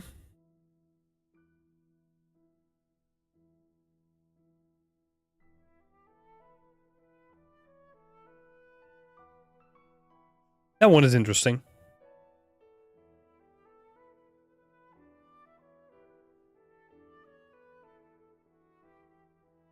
This one is interesting too.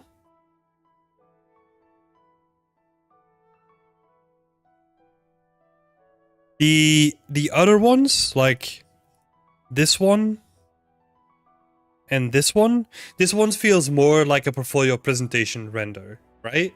It's not like a traditional still life render or anything like that. It doesn't have like an interesting composition to it. This one is interesting. Like, it has movement.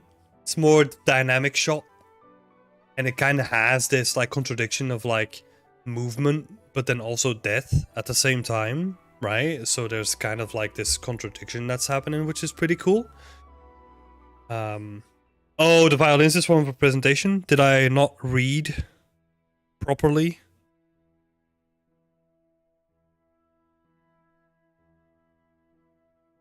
Tried adding something abstract like Ali said in the workshop. Yeah. Yeah, and I think this one is a perfect one for that, right? Oh, don't worry about it. I just assume that I'm not reading anything, so. But this one is cool.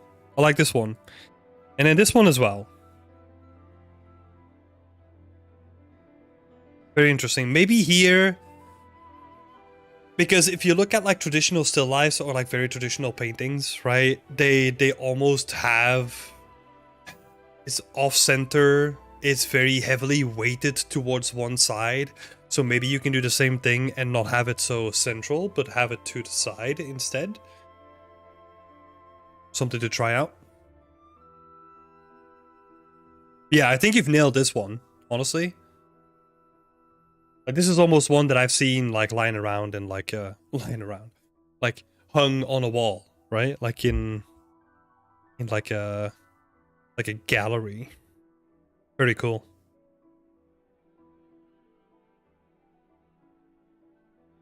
Yeah, and this one, I don't know if I mentioned it already. It feels more like modern art.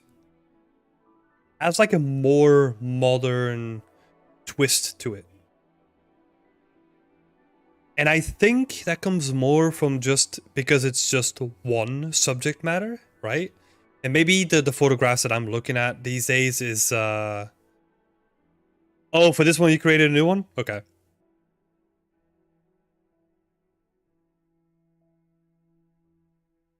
Slightly different.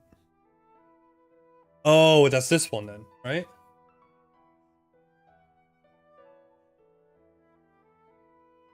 Let's bring that one up then. Hmm.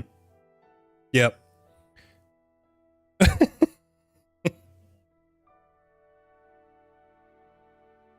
What's happening up here, buddy? Why is the violin stuck in the wall?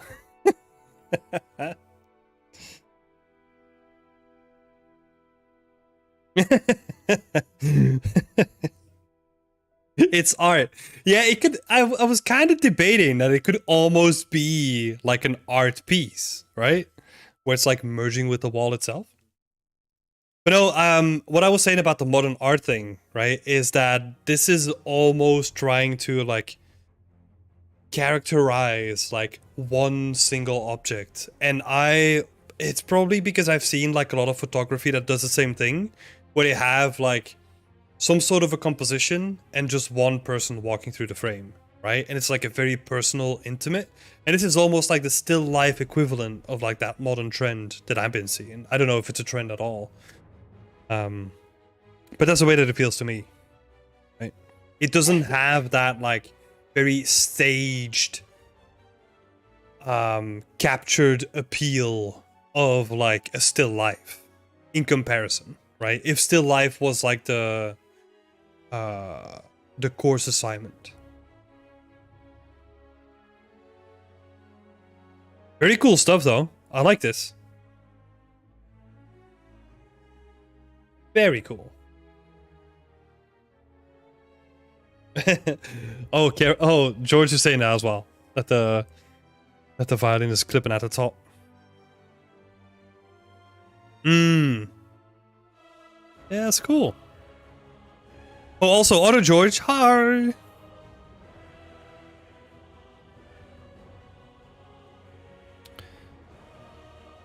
I think we already looked at your stuff, right? Oh yeah, that was this one.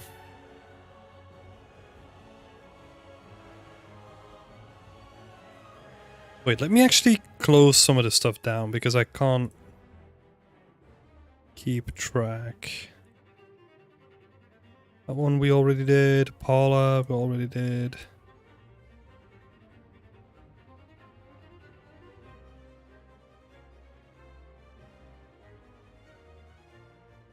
Let me just close a bunch of these down.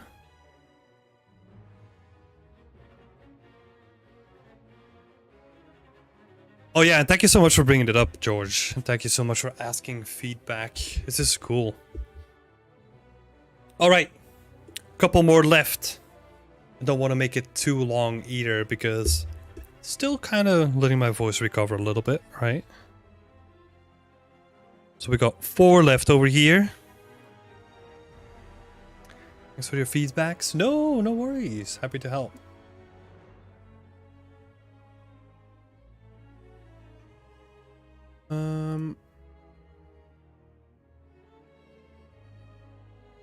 So I'm thinking that I'm gonna skip this one because honestly, weapons are not my thing. And I think it's gonna be more of the same thing. And I mean that in a way where I'm just like, oh, just look at the manufacturing lines, make sure that all the components kind of fit together, all that kind of stuff, right? But like the core thing actually looks really solid already. Yeah, and I'm just not good at giving feedback on weapons, right? It's not my thing, so. Right, Zero. What is Zero doing? Let me see. Stardust Windmill. There we go. Any feedback is helpful as I move forward.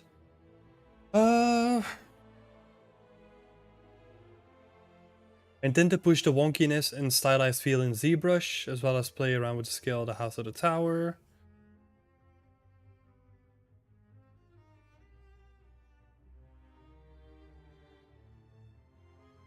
Okay. Yeah, the core components are there, though. Good stuff so far on it.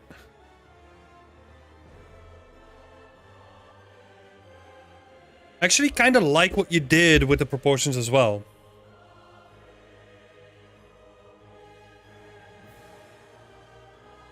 Where... Oh my god. Hold up, my headset is acting up a little bit. There we go.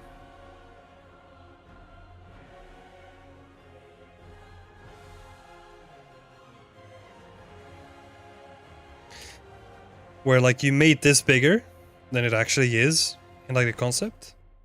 And actually, it actually works really well in just like emphasizing the character of this building. It's a great shout.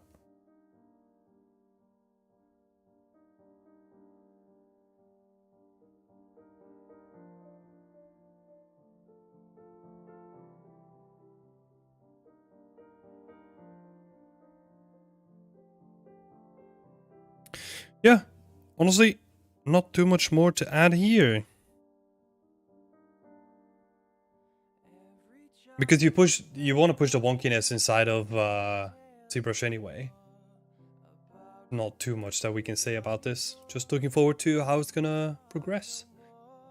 My pipeline after the sculpt will be to retopo back in Maya and UV, then move on to texturing and planning to render in a... Okay, cool.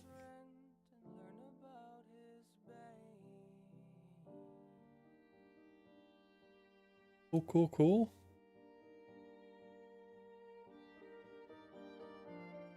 Yeah, I was just reading if there was anything else that we missed, but I don't think so. Next up, we got Matthew Wilshaw working on a prop for his Egyptian scene. Oh my god. Scott's already given a little bit of feedback here and there. Very valid stuff. Scott is mentioning that the bevels on this, the bevels on this piece are very tight. It's very valid.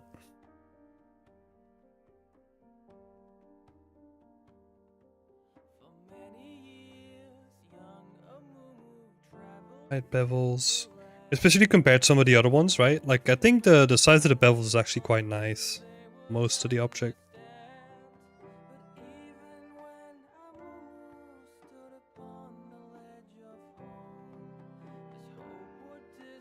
It's cool. They have like a service number when it was serviced. Cool little details. Honestly, great job on this prop, Matthew.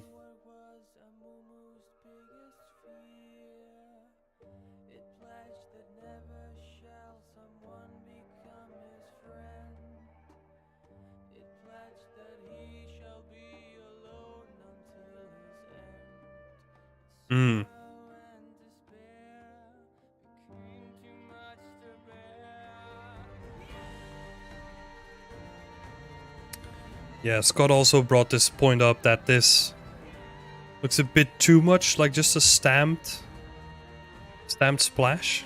Especially the splash itself, probably. Actually, don't mind it that much. I see what he's saying, though.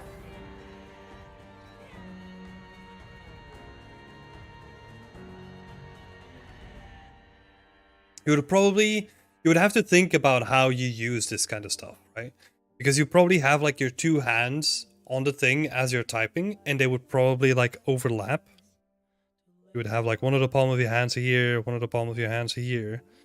They would probably overlap here, which means that it's probably gonna rub off some of the stains that we have here anyway.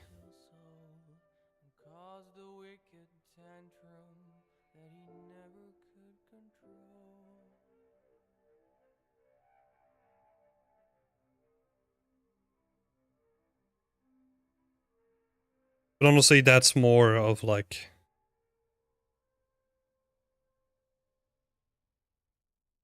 more of like a tiny detail, you know? Faded keys could be cool.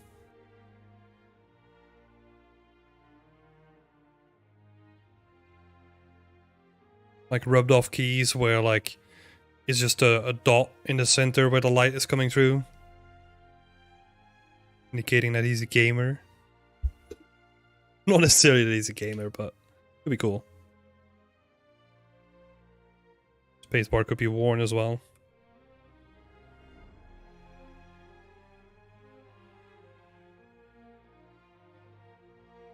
Oh, this prop is looking cool though. Like that's most of the stuff. Most of the stuff that I can bring up. Very cool. Especially because you kind of always have to look at like the bigger picture as well, right? Obviously you want these small things to shine too, because you're probably going to use them in like a close-up. What you also want to do is not get carried away by just a single prop in the environment. So at a certain point you just need to move on. I think this looks great. Keep it going.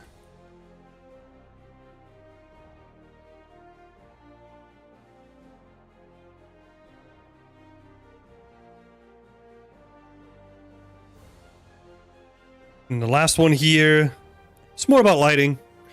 Hiram is doing a good job of using the same scene and then turning them into like new lighting situations.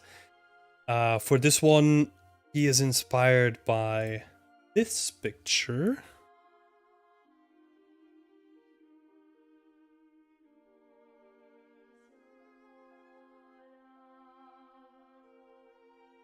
Yeah, and I think it's nearly there, you know? Like the thing that I'm missing is sort of that dirty, smoggy, yellowy tint that's coming into it. Where you can really see it well here. Where you have like some of those foul, like green, yellowish tones come in. And maybe that's the only thing that I'll bring up. You know, for this one.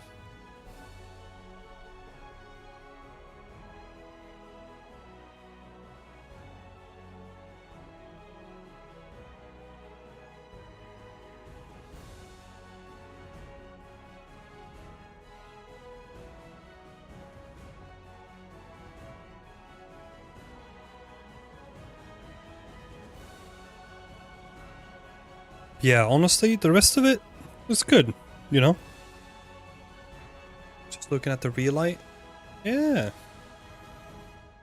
It's getting there. I think if you push it more towards like the yellowish spectrum, with like maybe little hints of green, I think we're good. We're good on this one, especially if you compare it to this. And you can kind of use it as well, right? Where you infuse like a little bit more light into like the important spaces where you want people to look. And then just have the other stuff a little bit more muted again. You can kind of use that in like a very subtle way. Could be very cool. Okay. That was way more concise than I was expecting it. 2 hours in. So can't complain about that. Thanks everyone for putting their stuff out there, right? I gotta thank the whole community for well, wishing me well first. And then also just sitting tight because we missed 2 weeks of feedback? 1 week of feedback? I can't even remember. So yeah, I appreciate everyone for holding on and like keep on doing good stuff. Because the work that the community has been putting out is amazing. Like I love our little work in progress chat. And on this stream, we kind of only look at the stuff that's feedback requested, right? But there's like a whole bunch more that we haven't even looked at because, I mean, people are not asking feedback, right? There's more awesome stuff that's happening. So yeah, everyone, keep up the good work and keep tagging it as feedback requested whenever you need feedback, and every Wednesday I'll go through it. So thank you so much. And also feel free to, yeah, just ping me whenever you want, right? Ask me some questions.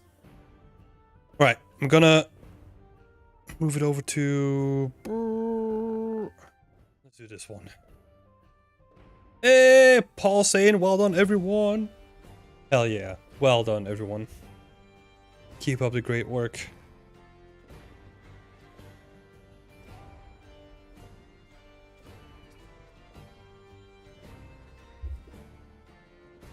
Ah.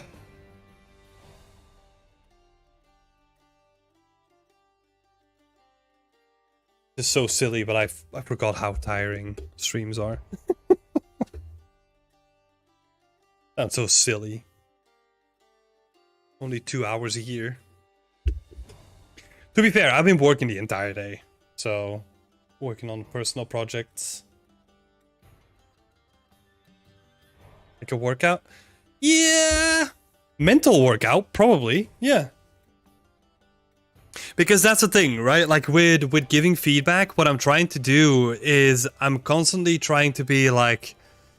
Because I can always think of like a bunch of things.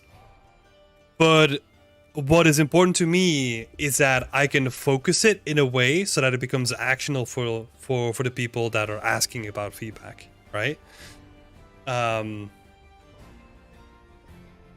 Like that's like I'm constantly thinking about stuff, but it's actually like reducing it to the core of it. That's actually taking a lot of brain power as well, and what to say and what not to say. Yeah. It is, yeah, it is intense.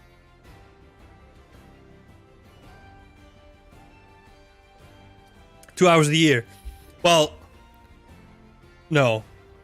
If I would be doing like the amount of feedbacking like in workouts, I would be not looking like this. Let me tell you that.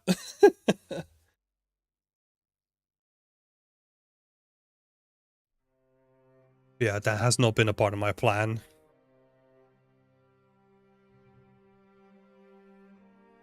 Whoa.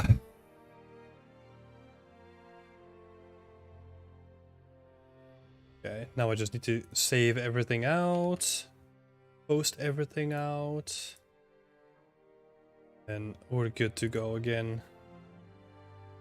So how many people did we discuss today? Have a quick look.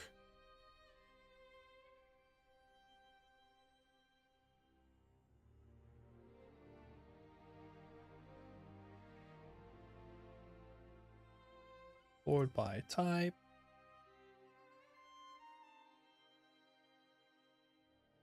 By type. 14 people today. That's a lot. I don't think we've done that many ever. Might be wrong on that. Not to keep track sometimes. But yeah, I'm not gonna make this any longer than it needs to be. I'm just gonna be bouncing off, let my voice rest a little bit, take a shower, take a chill. So I thank everyone for being here. It's good to be back. I'll be back on Wednesday for an art stream. We will be continuing to work on my medieval scene, and I have actually started building a list of what we're going to be doing. So let's see what's on the list. I think what we might do for the stream on Friday is we might look into some trees. I want to get to a space where I don't have to worry about the trees or some of the foliage anymore. So I might either refine the trees that we already have, or I might add bits to the grass, like wild bits of foliage, like little weeds and all that stuff. because I've been wanting to do that for a long time. And then, yeah, we'll probably stay on that for like most of the stream, hoping that we can refine and get some of the rough edges out of the trees and get like a good looking thing going. Yeah, it's a new month as well. Don't forget to participate in the solo challenge should you want to. You can find all that stuff on beyondextent.com. I'll share the latest solo challenge right here. We're making... What are we making? We're making weapons, shields, and cannons because this month is special because we're kind of trying to link the two themes together, because there's also a team challenge happening where people are building awesome looking environments around the team Siege, right? So Under Siege is like the theme there. So we kind of took that same theme and we kind of transported it to like the solo challenge. So I'll add that here. Let me go to chat. Add that here if you want to check that out. And then also, yeah, we've just released like a new addition, like 3 new tips to the weekly updated PDF. So if you're a community member or if you're a YouTube member, you can get access to that for free. It's like over 200 and something pages now, full of tricks for environment art. So check that out too. Again, thanks for everyone for putting up their work. And yeah, if you want to get your work reviewed as well, become a member and then feel free to post it and I'll talk about it. Thanks everyone. Stay creative and I'll see you on Friday. Bye-bye.